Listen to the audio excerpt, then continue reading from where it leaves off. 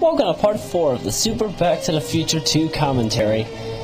This time around, this is actually the first segment, I believe, if I'm not mistaken, that has the soundtrack. Like, you've noticed that most of the soundtrack already has basically all remixes of Back to the Future. I mean, okay, Toshiba EMI, I know that the creator of this song, like whoever remade the Back to the Future theme for the NES, Super Famicom, I know that the one who remade it had the common courtesy to make that version of the song, but why are there so many remakes? There are like 10 remakes of the song in the same game. At least the boss music isn't na na na na na na na na. You get the point. I don't want to keep hearing too much Back to the Future. I know it's an awesome song, but no, you're killing me with this track. The only version of the track that I really do like, however, is I think it's the World 5-1 track. I don't remember what world it was, but it's a very upbeat version of the song. I think we do hear it here, I have no idea. But yeah, that's pretty much my favorite track of the bunch.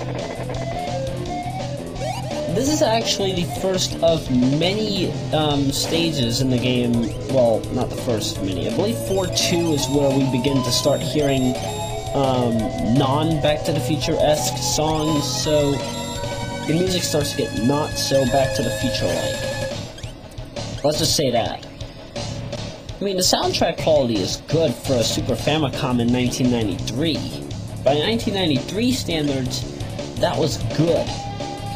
In fact, I was always wondering, why did the Super Famicom, or the Super Nintendo in that case, how come they never really got any new model redesigns? Did they just do that so that the same kind of cartridges could work on the same console? Like, what were they thinking on that? The Genesis 2 allowed every kind of cartridge that you used to keep its SRAM storage. The Genesis 1 could not do that, and the Genesis 3 actually, I believe it had a little mini hard drive, if I'm not mistaken. Aside from that, though, the 3 Sega Genesis models, well, I'm talking about Sega Genesis in a Super Famicom game. Wow. That's how you know that I'm bored. But yeah, the Genesis systems, I'm surprised how they did SRAM storage. I mean, you would think that they would have a proper way to give you a hard drive, but back then you would have been lucky to have found a video gaming system or something of the sort that was able to hold at least, let's say a full megabyte of memory. The only real thing that could do that back then was the Windows 95 and the 1991 version of DOS. But even then, I don't know what DOS really is. I've never used DOS before, so personally, I don't have any opinions on it. However, there were some good 8-bit games for DOS. I mean, we had Duke Nukem 1, 2, and 3 on that thing. That's really the only good game for DOS. And then we also had the Master System and Game Boy emulators, which I'm surprised they work. I mean, DOS is a really old 8-bit system. You would think that they don't work because of the memory capacities, but no, it actually works. I'm surprised. I'm grateful that they made such a great system for computer storage and 8-bit gaming. That was awesome. Then they came out with 16-bit versions and made it even more awesome. But I digress. Back to Super Back to the Future 2. Super Back to the Future 2, to be honest, it is the best of the 1990s Back to the Future games, by all means. It's definitely better than the NES titles, as I've stressed in the previous section. I hope I explained it. I don't really remember. As I said, I recorded this about 20 seconds after recording, actually, I didn't say this, but I recorded this about 20 seconds after recording Part 3's commentary, so I don't remember a thing. But yeah, This is the best Back to the Future game of the 1990s.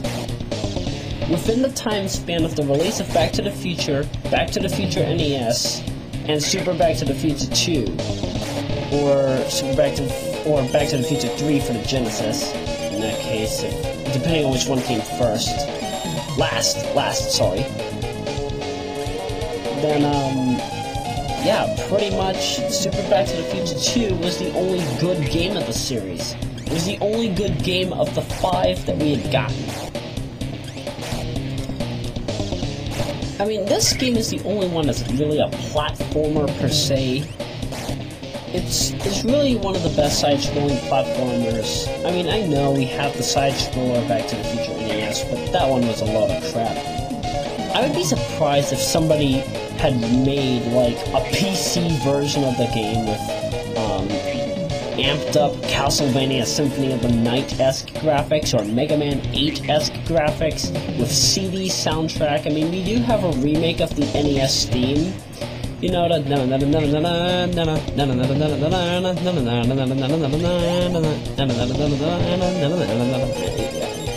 yeah, somebody actually did make a remake of that theme, and I think I have it saved in my YouTube soundtracks playlist. You'll probably find it in my channel. But long story short, I'd be surprised if somebody remade that game with better gameplay, better physics, much more levels, and actually an easier plot line this time around. I mean, we're only showing off like 3, maybe 4 parts of the game in the Back to the Future NES title, but that was only because of data capacity. That's the only reason why they couldn't really make a good game. Or else we'd end up getting a lot of Mario 1 and 2 hacks. But then again, who wants to play Doki Doki Panic remade, right? And for a second, I must pause.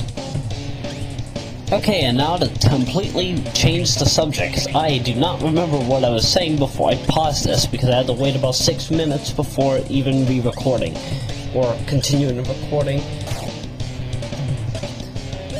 But yeah, you ever hate it when people drop soda cans and you find out that it has one of those get free tickets to see Back to the Future? Well, actually,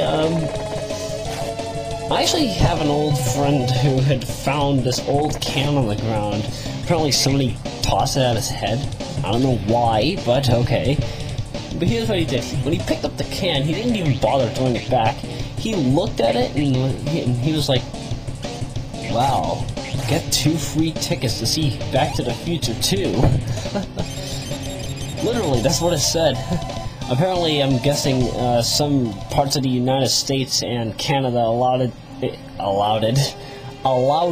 Is that even a word?